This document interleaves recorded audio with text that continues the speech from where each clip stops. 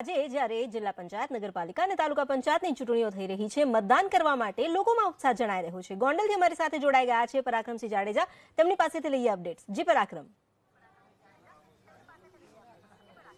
ચોક્કસ અત્યારે ભગવતપરા વિસ્તારમાં આપણે આવી પહોંચ્યા છીએ. ભગવતસિંહજી બાલાશ્રમ છે, ત્યાં લોકોની લાઈનો જોવા મળી રહી છે. સવારથી અત્યાર સુધીમાં પ્રથમ વખત અમે 5 થી 6 જગ્યાએ ફર્યા. અત્યારે અહીંયા જે પછાત વિસ્તાર આવેલો છે, મધ્યમ વર્ગના, ગરીબ વર્ગના લોકો છે, ત્યાં લાઈનો વધુ જોવા મળી રહી છે.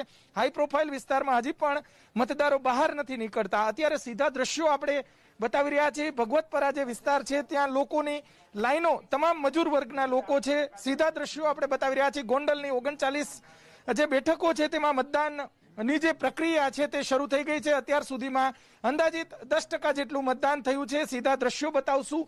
હજી પણ મતદાન વધે તેવી શક્યતાઓ છે. ગ્રામ્ય વિસ્તારમાં પણ અમુક ગામડાઓમાં લાઈનો જોવા મળી રહી છે. જે ખેડૂતો છે, માલધારીઓ છે, તે મતદાન કરી રહ્યા છે.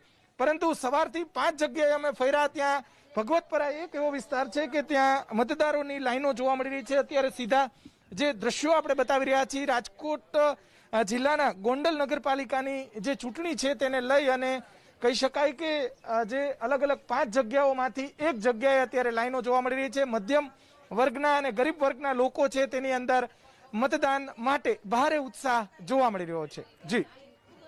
જી પરાક્રમ, આભાર આપનો. તો મધ્યમ વર્ગ અને ગરીબ વર્ગના લોકો પણ અત્યારે એટલા જ જાગૃત છે કે જેઓ મતદાન કરવા માટે કતાર લગાવીને ઉભા છે. ભગવતપરા વિસ્તારના દ્રશ્યો આપણે જોઈ લીધા કે જ્યાં અત્યારે લાંબી કતાર લાગી છે. પોતાનો એક મત આપવા માટે મતદારો ઉમટી પડ્યા છે. બીજી તરફ દહેગામના દ્રશ્યો કે જ્યાં વરરાજા પોતાની જાન લઈને જાય તે પહેલા વોટિંગ કરવા પહોંચ્યા પોતાના પરિવારજનો સાથે.